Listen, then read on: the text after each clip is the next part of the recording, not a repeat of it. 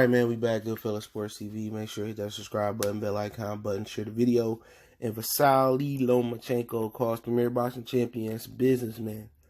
All right, and says that he a real fighter. He want to fight for history and legacy, which is actually retro now. That's throwback because these dudes not fighting for legacy and they're not fighting for history. All right, but you got to say he made a business decision as well when he decided not to fight Devin Haney. He became the franchise champion, and they demoted Haney into champion, WBC champion. I still don't know what that means. Still don't know if Lopez and Lomachenko will be considered universally for undisputed. But when you're talking about boxers, everybody made a business decision. Floyd, Sugar Ray Leonard, Julian Jackson. I mean, not Julian Jackson, but Marvin Hagler. All of these dudes, probably even Julian Jackson made some business decisions. I mean, a lot of dudes made business decisions not to fight Mike McCallum. You know what I'm saying? So you got to know your history. De La Hoya made business decisions. Pacquiao made a ton of them. And what you got to understand, business decisions can be anything. It could be catch weights. It could be to avoid a certain fighter, not fight Nate Campbell like Pacquiao didn't.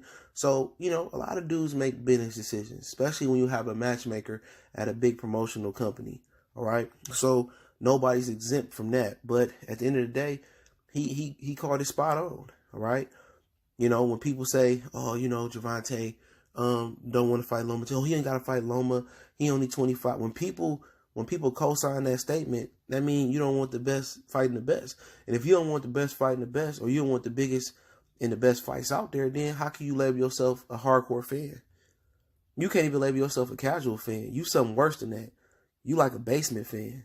You a fanboy. That's what you are. See, casuals ain't fanboys. Casuals are fans that don't have deep interest in the sport, but when it's a big fight that catches their eye, then they want to jump in and they pay attention. A lot of these dudes is fanboys, and fanboys is what's popping in boxing right now. Man, be through the writers, through the YouTube platforms, through the podcast platforms. People are legitimately basing the content that they put into their mind and their ears, and they let take over their soul based on fanboyism. When people get on here talking like strictly boxing, when people get on here talking functional boxing, when people over here talking objective boxing, people can't take it. They want to hear what they want to hear. And that's why in 2020, I'm not going back and forth with nobody that don't know nothing about the sport. I'm just going to move on to the next one. All right. If I know you ain't nothing but a troll and you start watching boxing last decade in 2014, 12, 15, 16, it's a lot of dudes that. Hey, just ask somebody one day. If you argue with somebody online in the comment section or wherever you arguing with at, ask them, how long you been watching boxing? Well, I say, oh, I'm young. I'm only 18. I'm only 22. I'm only 23. I'm 17. I started watching boxing last year. Like, in the conversation. But Lomachenko, right. Premier boxing champions are businessmen. They doing it for the money. They're not doing it for the legacy. They're not doing it for the belts. Because if you're doing it for the legacy of the belt, it don't matter what order you get the belts. If you're the king, it don't matter in what order you knock out everybody else that's trying to get you off your pivot or get you off your throne. You know what I'm saying? You got these dudes that don't send no offers to nobody, but reject every offer they get, like they get money like that. But don't forget, Al Heyman is the same guy that paid $500,000 for Peter Quillen to drop his WBO belt. All right? That's just a fact. So you can't really label all of the premier boxing champion businessmen because Gary Russell did step up in his 20th fight when he ain't fight nobody, and he fought Lomachenko. Adrian Broner, he fought some guys that he wasn't supposed to. He stepped up. But he made some business decisions along the way too, but that's the game. But like I said before, they are businessmen. They care more about the money than the legacy. If they did care about the legacy, they wouldn't be blowing up 30, 40 pounds in between fights. They wouldn't be getting drunk at the bar, okay? After a subpar performance, they wouldn't be partying. You know what I'm saying? And those are the facts. And people that sit there and they co-sign the stuff they say, like, I'm a businessman. Oh, Tank only 25, or Earl, he on the wrong side of the street. It's him. He ain't got to fight him. Or Charlo, $7 million. That ain't enough money. How is $7 million is not enough money? This a man back in 2018, he hadn't touched $1 million. And he said that versus Danny J. He said, I'll get there. So you probably getting $1 million, $1.5 million, maybe $2 million at the most for Adams and Hogan, right? This year. And you turning down $7 million. Why? Because you're scared to lose. Or your promotional company don't believe in you. But then again, you got guys out here saying, you know, $7 ain't enough. Dudes who ain't never rubbed $2 together. And people leave out the facts that Eddie Hearn said that PBC can match it on Fox Showtime. He's and Demetrius Andrade over there. You know what I'm saying? I mean, at the end of the day, objective boxing, all right, is dead. All right? Dudes that be objective, dudes that don't raccoon or buck dance for a certain fighter, right? You know, the dudes that just try to make up any excuse to protect a certain fighter, that shit dead. People want the fanboyism. But I'm a real one. I never switch up. It ain't gonna happen. You know? It ain't gonna happen. You know, people say, well, this is the realest thing this guy ever said. I mean, shit, you've been on YouTube for several years and this the realest thing you ever said?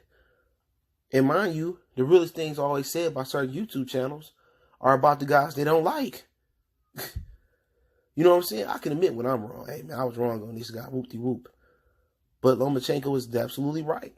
And people say, we need to get these fighters paid. Like, are you serious? You know what I'm saying? I need to get my money's worth.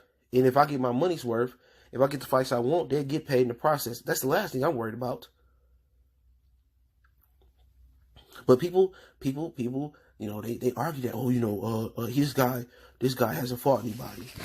Or this guy ain't that good enough. Or this guy need to do this, that, and the third. He need to fight that guy. Well, what's wrong with you if he ain't did enough? Or if he ain't fought this, that, and the third? Hey, man, he should be an easy fight. I mean, this guy give you more credibility than anything. Oh, this dude, he ought to talk. He really don't want to fight. Well, you're going to be getting $7 million. I mean, win, lose, or draw, that's a good pool. Oh, we want Canelo. I mean, we shouldn't have to fight Andrade. Well, you say you want all the belts. You want the other champions. Well, it just so happened that Andrade is a champion. You know, and that's just the sport right now.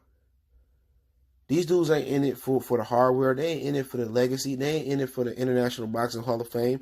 They in it for the money. And then you got guys that they get a lesson, right? And I just keep it at that. They get a little lesson.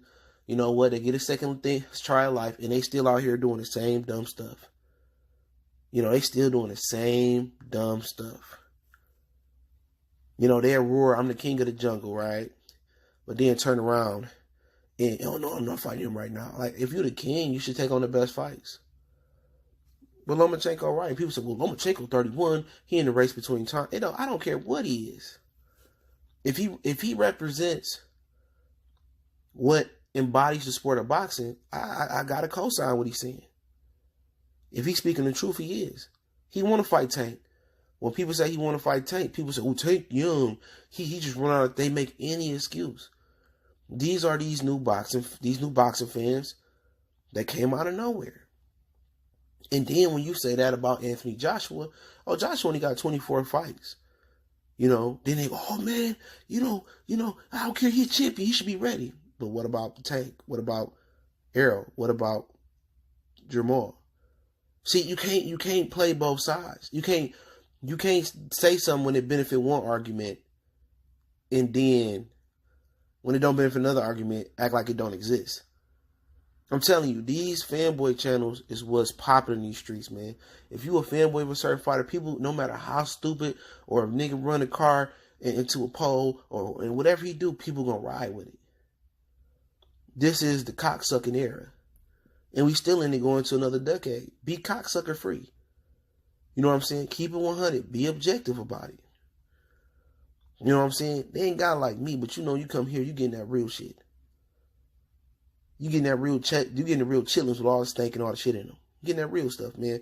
But I linked the video from Teddy Hallis. He got the clip in, and I put in the description on the source link. Don't forget me on Facebook, Instagram, Twitter. Reach out to the email. If you got business question, inquiry, sponsorship, video requests, keep sharing the videos. Want to make a donation to the channel, just share the video, but that information is in the description. And let me know what you guys think. In the second link, I'll link the full podcast from Teddy Hallis' channel. You can listen to the whole interview. Start off at an hour. One time for the one time. Goodfellas Sports TV. We gone.